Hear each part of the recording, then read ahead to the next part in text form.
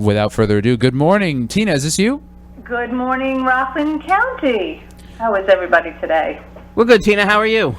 I'm good. What a beautiful weekend, huh? It was delicious. It was. Good word. Thank you.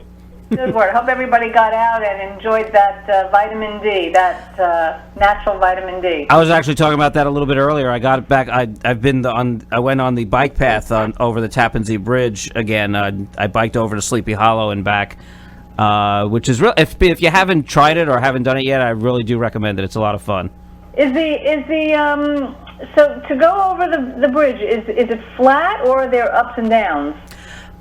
It's not perfectly flat. As you enter in South Nyack, it's a slight downslope. It levels off, and then as you take the turn and start to head over the span itself, it's a very slight incline, almost imperceptible, but it's there. And as you as you hit the center, the span itself, and then head over into Sleepy Hollow, it's a slight downhill again. Nothing to write home about. It's just slight. So it's generally a very easy walk or bike ride in both directions. What I find more annoying is that the wind never seems to blow in my direction, and it's always in front of me, so I have to work a little bit harder just to bike, but maybe I'm just perceiving it that way. It's like I always like to say, it's uphill both ways. Pretty much. It does seem that way sometimes. Yes. But it is nice. Well, I'm going to talk about industry and environment today, but I will make a note that we just posted a story about New York's first Pedigo bike store that is slated to open in around November in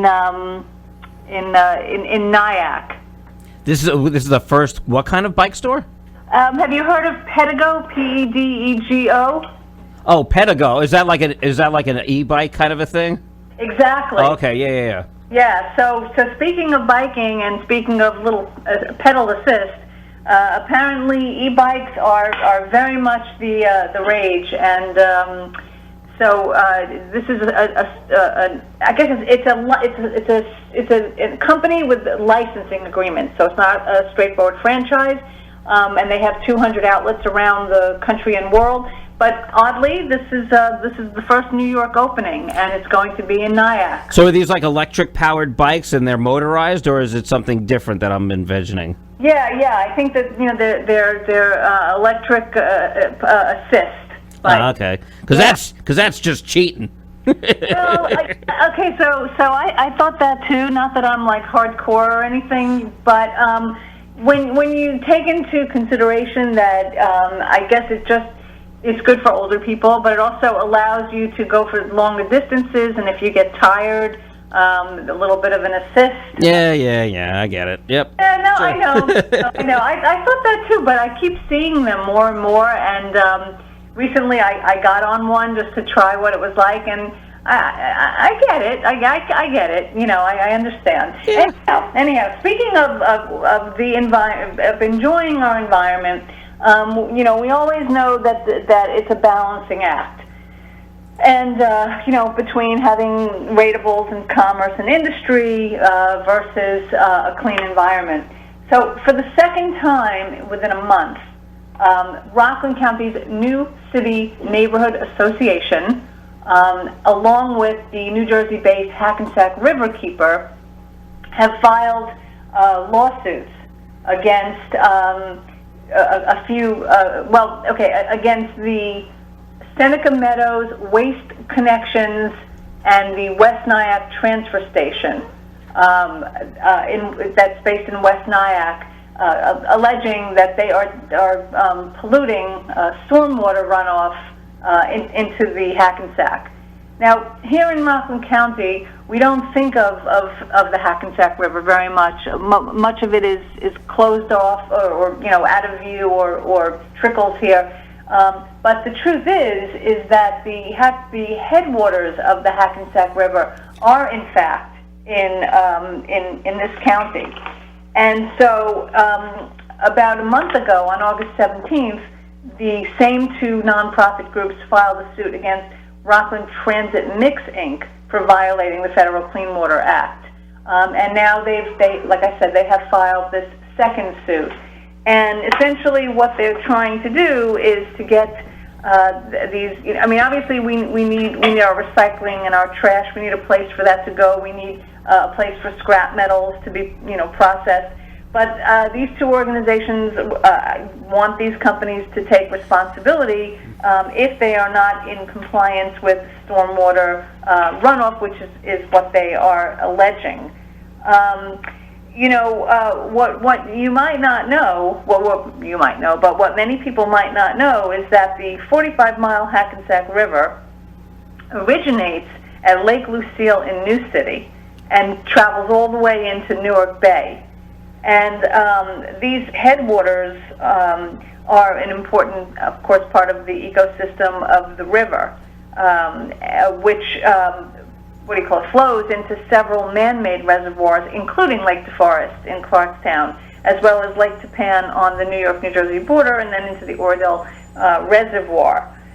So we may not think of the Hackensack River as our own or recreate on it much up here in Rockland County because it's not like it is down in New Jersey. But the truth is that we have a responsibility for it because it's an important water source and it's an important drinking source. So these two suits are in. Actually, they're in the U.S. District Court in White Plains. The allegations essentially say that in the case of the Nyack transfer station and the scrap metal, they say that again, just that they are discharging polluted stormwater runoff from the scrap metal processing plant, and so we shall wait and see how these play out.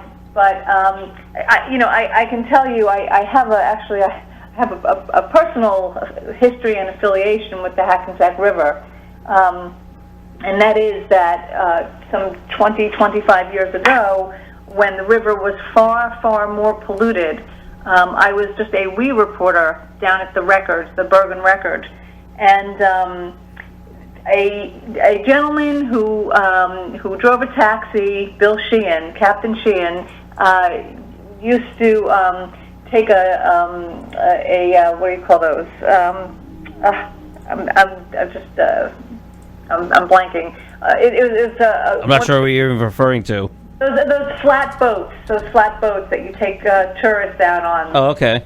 Yeah, I can't think of the name of them, but I get I see what you're saying. Like not a ferry, but No, it starts with a P. I don't know why I'm blanking. In fact, I've just been on one recently. Well, anyway, he would take people up and down the river, and he was trying to gain awareness.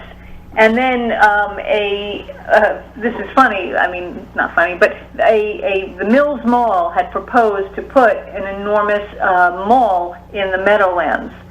That project, which is what I was reporting on 20-something years ago, ended up bringing so much awareness to the Hackensack River that the Hackensack Riverkeeper, one of many riverkeepers around the nation, essentially was born in an effort to keep that mall out of the Meadowlands.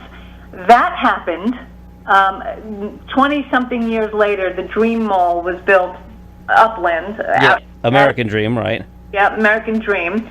And but the Hackensack Riverkeeper has become a very muscular nonprofit organization with a $700,000 a year budget and the ability to keep trying to police the river. I remember, and I know that over the years they've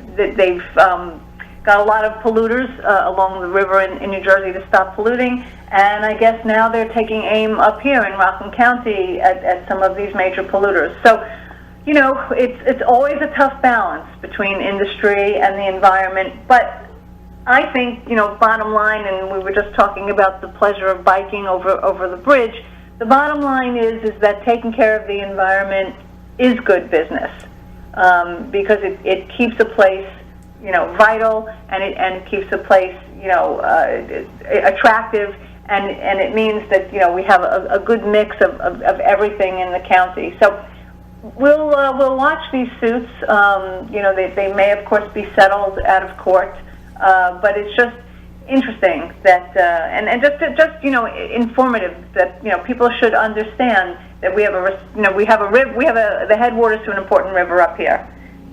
So keep a pin in that, and we will see how that plays out. You mentioned the American Dream Mall. I don't know if you've done many stories on them recently, but how do you? They just opened up this past weekend, I believe, or earlier in the week. What they call their luxury section. They've got the only Saks Fifth Avenue, I think, in all of New Jersey, and some other high-end kind of shopping. How do you envision that going? Not only with retail being a struggle in person, what with the Amazons and whatnot, and other online outlets, but also just COVID in general. Yeah, I mean, I think that they are going to have a tough ramp-up. I think it's hard to say, where they'll be over time or how deep, the pockets are for 555. But I know that. Well, look, I mean, this is as we were just saying, this 20-year project, and now they've got COVID to deal with. Not to mention the sort of depression of luxury goods. I think that the answer to this question entirely depends on how deep 555's pockets are. We know that they defaulted on loans earlier this year, and they had to put up 49% stakes in two other malls in Bloomington, Minnesota, and in Canada, West Edmonton. They were also supposed to, if I'm not mistaken, build another American Dream Mall in Florida. I don't remember exactly where, but that hasn't started yet either. Yeah, I mean, I think that there's a lot of question about the era of the mall. So I can't imagine that malls going forward will be built, with the same concepts. I think the mall has moved toward. We've talked about this many times on the radio.